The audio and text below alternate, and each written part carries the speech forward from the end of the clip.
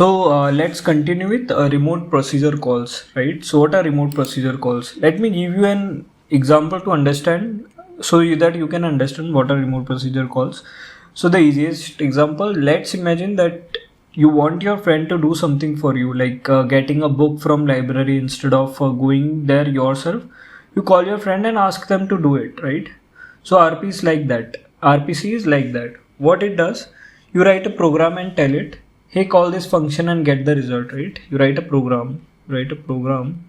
You got that example, right? You write a program and call a function and get result, right? You write a program. This is a program. It calls a function and it gets the result. Okay, it returns some result. So that is what RPC is. Still, it feels like that you are calling a normal function. Simple breakdown is like you are the client, right? Client calls the function. Okay, client calls the function. This is the parenthesis. That function actually runs on another computer. This runs on another device, right? The result comes back to you. Results are returned to you. Okay, you don't need to worry about how the message travels. It's all handled behind the scenes, right?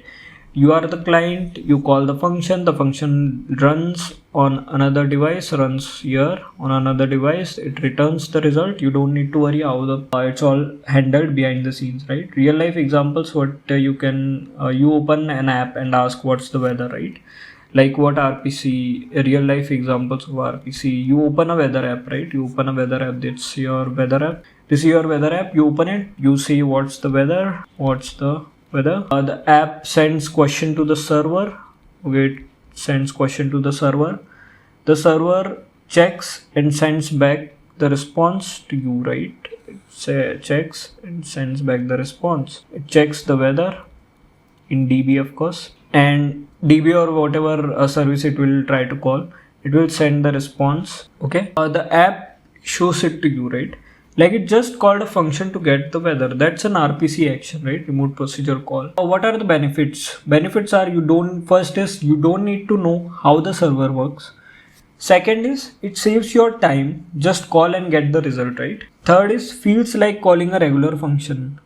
Now, basic is like what RPC is. RPC stands for remote procedure calls. It's like a protocol or method used in computer networks and distributed systems that allows one program to cause a subroutine or procedure to execute in another address without programmer explicitly coding the details for this remote interaction, right? You call a function, it runs on another device, and that function, after running on another device, it returns the result. So that's how RPC works.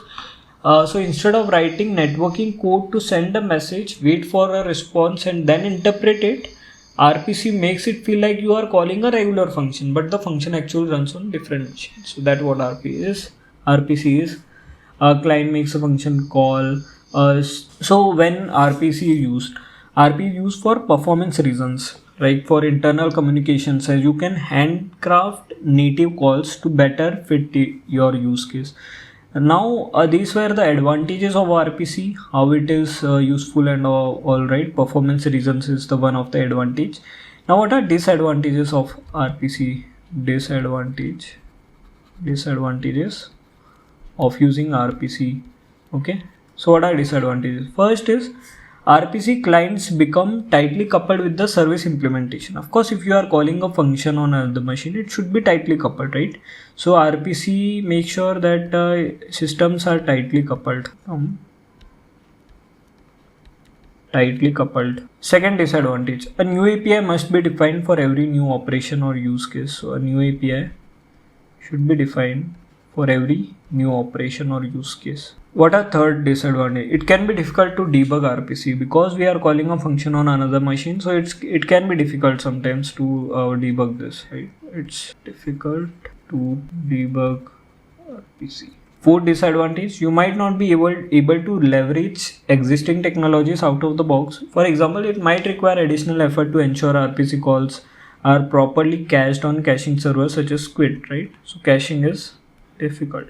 Or you need to find some ways to leverage this caching like technologies or a load balancer or something like that, right? So that was all about RPC. Now let's learn about gRPC, right? What are gRPC? gRPC is also, so it is also implemented on the RPC technology, but it's from Google.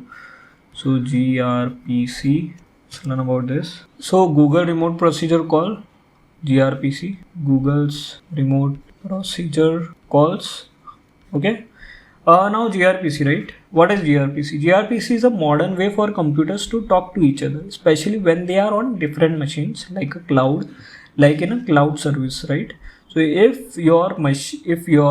it's like a modern way for computers to talk to each other, especially like when they are on different machines like cloud services and all, right? It's like super efficient version of RPC. It's a super efficient version of RPC, right? Super efficient. It's a boss of RPC, or a upgrade version of RPC, super efficient version of RPC, right? Remote procedure calls. Think of it as, hey server, do this job and give me the result fast and neatly, right? What you can do, you can just ask, you can just say that on call, hey server, do this job, like how we ask AI, right? Job, give me result fast and neatly. So this happens fast and neatly, right? This is a phrase. But yeah, hey server, do this job, give me the result. So that's how gRPC works. gRPC in simple terms is, so let's imagine there are two friends, right? Alice and Bob.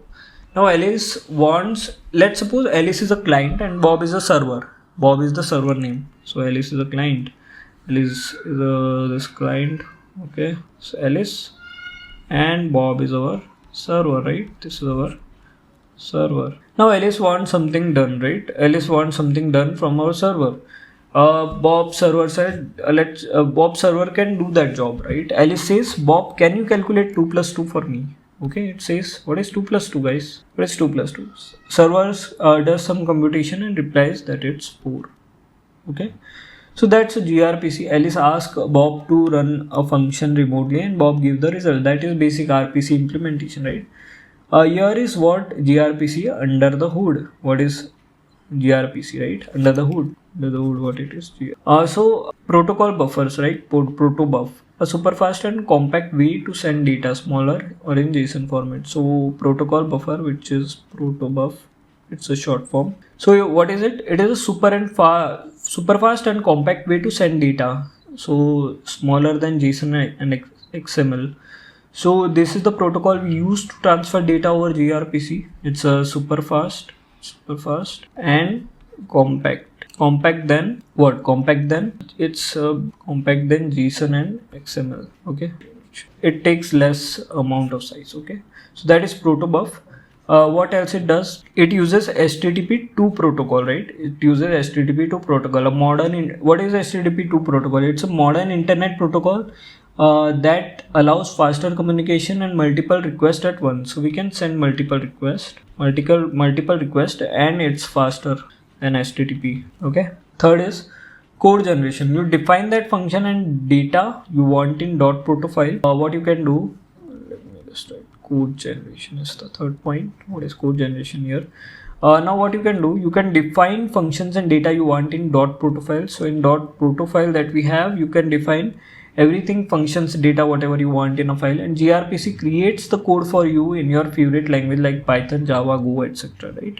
What gRPC does, gRPC generates a code from this file generates code in your favorite language like Python, Java, Go, or any, right? It will generate. What you define in gRPC, right? Let's suppose you define in .proto file, let's suppose you define something like this. Let me change the font. So you define something like this, which is service. In .proto file you define service calculator, RPC, this is space, nothing. Okay. This space, RPC space add. Let me move it somewhere else. RPC add numbers, return result. Message numbers, this is a function that we define in 32 bit of a equal to 1, in 32 bit of b equal to 2, and message result in 32 bit of value equal to 1.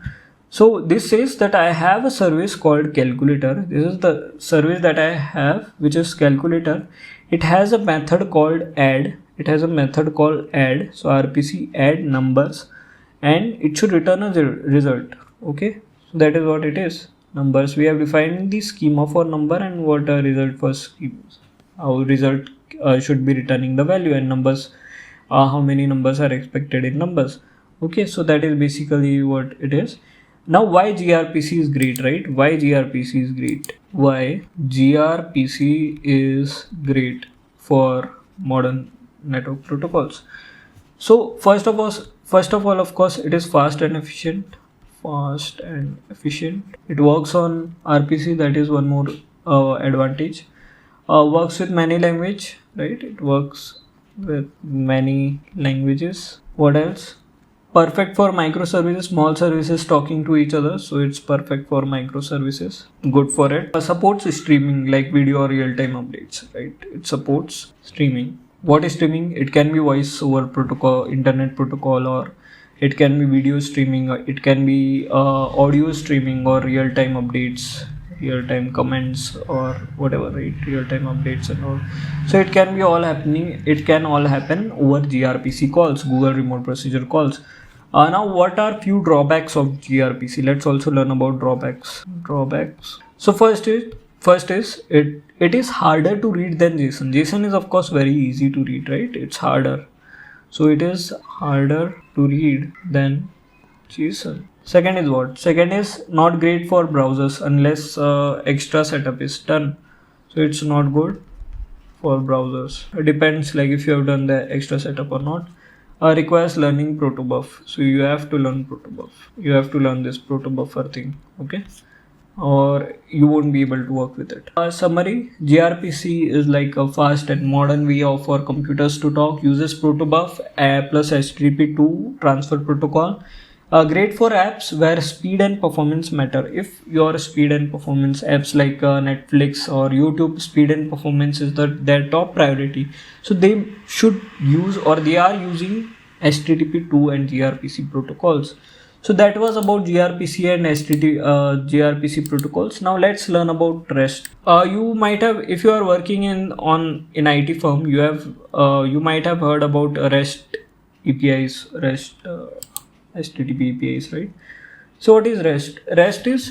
REST stands for representational state transfer, right? Representational state transfer. Okay, it's a set of rules used when building APIs. So REST API is basically, it's a set of rules when you build any API, like ways for apps or systems to talk to each other over the internet. So these are a set of rules. REST APIs means these are set of rules which we use to build the API. That's why we call it REST API. It follows REST rules, right? Rules for building APIs. Think of it like a simple way for your app to send and receive data using URLs, just like how your web browser works, right? Now, real life example can be, imagine a restaurant, right? Let's imagine a restaurant. You are the customer or the client, and the waiter is the API, and the kitchen is the server, right?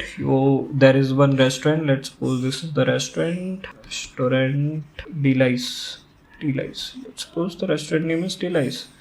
This is our restaurant. This is you. You are sitting over on us, I would say. Yes, you are sitting here. And now, okay, this is your leg, this is your hand. So this is you, this is the client. Here is our kitchen. Okay, so our kitchen, which is server. Okay. Now waiter is the API. Waiter comes. Here is your table. Okay, waiter comes and takes order. So this is our waiter. It writes something in its book. So waiter. Okay, so this is our API. You tell the waiter, I want pizza. You order a pizza, right? Pizza. I want pizza. Okay. The waiter takes the order to the kitchen. It sends the request to the kitchen. Here is someone working on server. Okay. So it sends order to kitchen. Order is sent to kitchen. Now it brings API. What it does, it takes the response from the server. It brings back the pizza to you. Okay, here comes your pizza. Something like this. Okay, pizza is served. Now that's how REST works, right? This is the client. It orders the pizza to the API. API takes order to the kitchen, and then kitchen prepares the food, and then API or the waiter takes the pizza and delivers it to the client or you, right? So how REST works, right? That's how REST works. REST uses HTTP like websites do. So it uses HTTP protocol. It has special verbs to describe what you are trying to do, right? So HTTP verb, what REST API, what verbs, what HTTP verbs we can use in REST API. First is get, post, put, and delete, which I have already solved, right? And it uses URLs to know what you are talking about. So it uses URLs like if you know how we use user/5. If 5 is the ID, then what it does, it tries to pick the 5 and finds it in the DB. So you might know how REST APIs work, right? You know query parameters or something like that. So that's the extra parameter that we use to define or query the DB. And REST gives you data in simple formats. So REST APIs, what it does, it gives you data in simple format. REST APIs gives data in JSON or XML format. Okay, XML is the older format, JSON is the new format. Okay, and pros of REST APIs. First is easy to use. Of course, it's easy to use and most modern websites use REST APIs. Second, it works well with web and mobile apps. It's human readable because it uses JSON. Can be tested using browsers or tools like Postman. Okay, so Postman you can use to test it. What are cons of REST APIs? First is it is not as fast as gRPC for large system. If your system is large or user base or the traffic that is coming on your website is large, then please use gRPC. I recommend that. Second is repeats data a lot, right? It repeats the data a lot. It is not always efficient. Third is it's not great for real-time updates because it needs workaround, right? REST APIs are slower than gRPC, so it is slower, and for real-time updates, it is of course not a valid option to go with. Now, what is the summary? Summary is like a simple way for systems to talk over the web is REST API. It is based on HTTP. You can use get, post, patch, delete, update, right? Third is it uses URLs and returns data in JSON, right? You use URL to access or hit the API, so it is basic thing, and it returns data in JSON, which is human readable. Fourth is very common in web and mobile APIs. It is used in web and mobile APIs. If you are building APIs for web and mobile application, then this is the protocol that you will go with.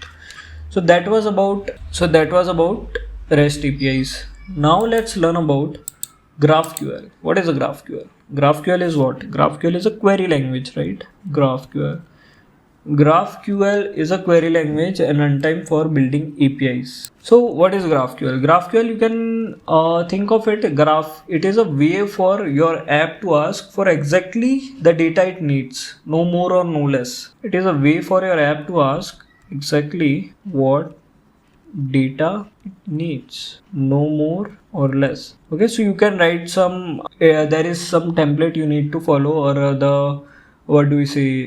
there is some boilerplate code that you need to follow. Using that you can ask the exact data that you want from the DB instead of getting more or less data, right? Or going under the hood or going nest or the nested data or something like that, right? You just need to ask what data you need, it returns you that data.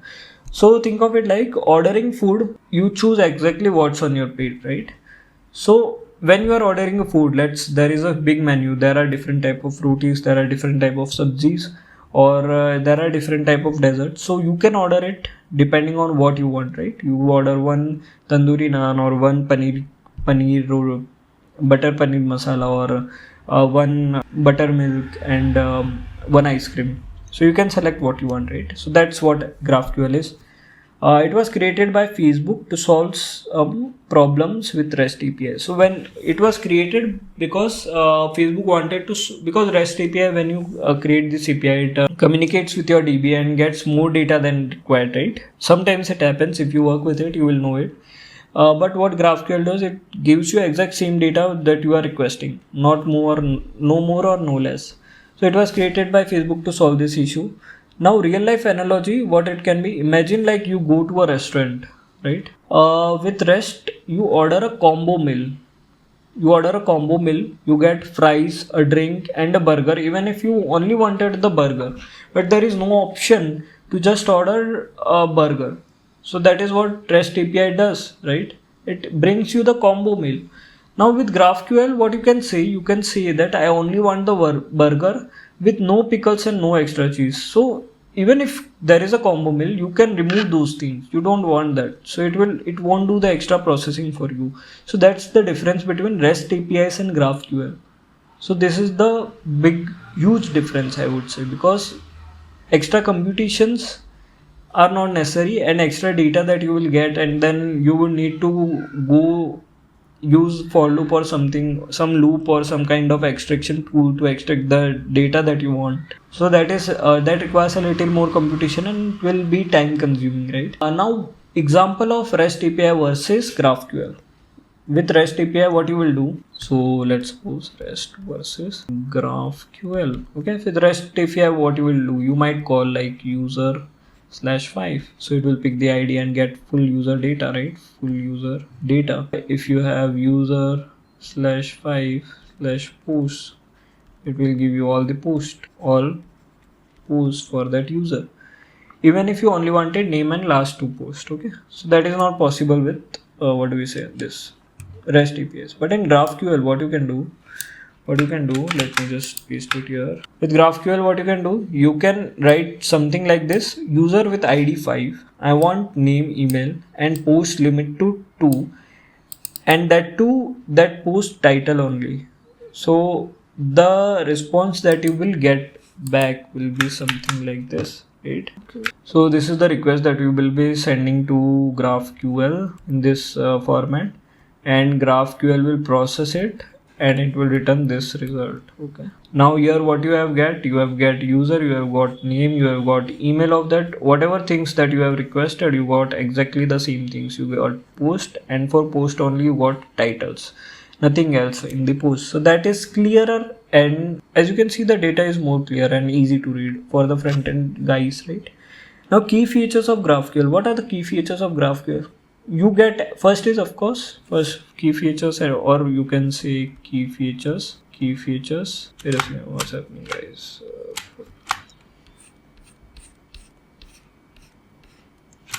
So key features, or what do we say, benefits, right? What are benefits of GraphQL? First is you get what you get exactly what you ask for, no missing info, right?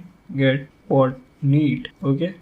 Second is one request. You only need one request, no multiple requests. Okay.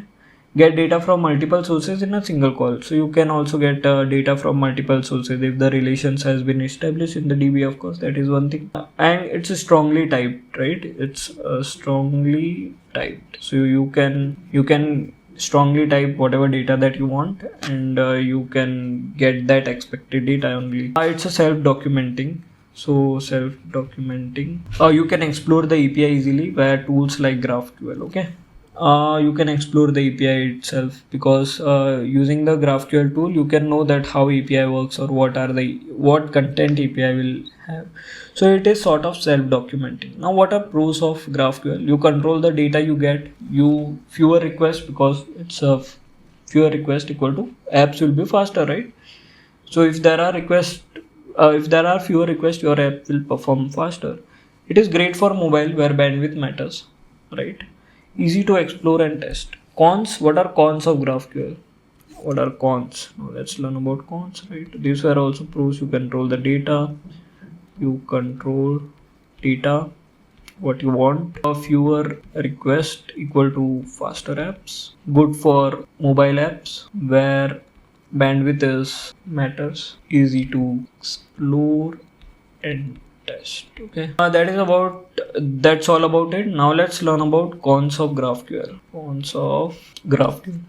The first is, it is more complex than REST APIs. Of course, this is the most valid reason why people don't try to go with GraphQL, because the learning curve is very steep. It is like this. You need to learn it. It's like this. The graph, it is like this, or you can say it is like this, because you need to learn it is more complex, right? It's more complex than REST APIs. Second is what? Needs GraphQL server. Of course, GraphQL server should be up when using this. GraphQL server needed. Third is what? Caching is harder than REST. Caching can be harder. In REST APIs, you can use Redis and cache key value pairs, or store the entire object. But here, you need to store specific values and do the mapping and all, right? which is, I don't think it can be little complex. You need to figure out what caching strategy you will use. Not caching strategy, but storing this complex data can be little complex, because you need to make sure that what are the mappings or the user requested data that in the format that we got. So we need to store that. And when we are using these GraphQL queries, or so we define some specific structure of the data, right? In that format only we want data. If that structure changes, which means the cache data is in no more use, so we need to delete that. We do not need to refer that even if the user ID matches. Okay, so that can be one issue. Now it overkill for simple app. So it's overkill for simple apps. So if your app is simple, then it's a overkill thing. It's like too complex, and caching is also harder. So it's like too much. Summary is like GraphQL is a smarter way to get data. Of course, you ask for what you want and only get that. Great for apps that need speed and flexibility, right? Speed and flexibility is your thing, then you can go with this. So yeah, that's it. We have learned about HTTP, we have learned about TCP, we have learned about UDP, gRPC remote procedure call, Google remote procedure call, REST APIs, representational state transfer, GraphQL. And yeah, that's all about the communication part. How how networks communicate with each other, what protocols they use, what are the modern protocols and all. So we have seen all that, right? So yeah, thanks.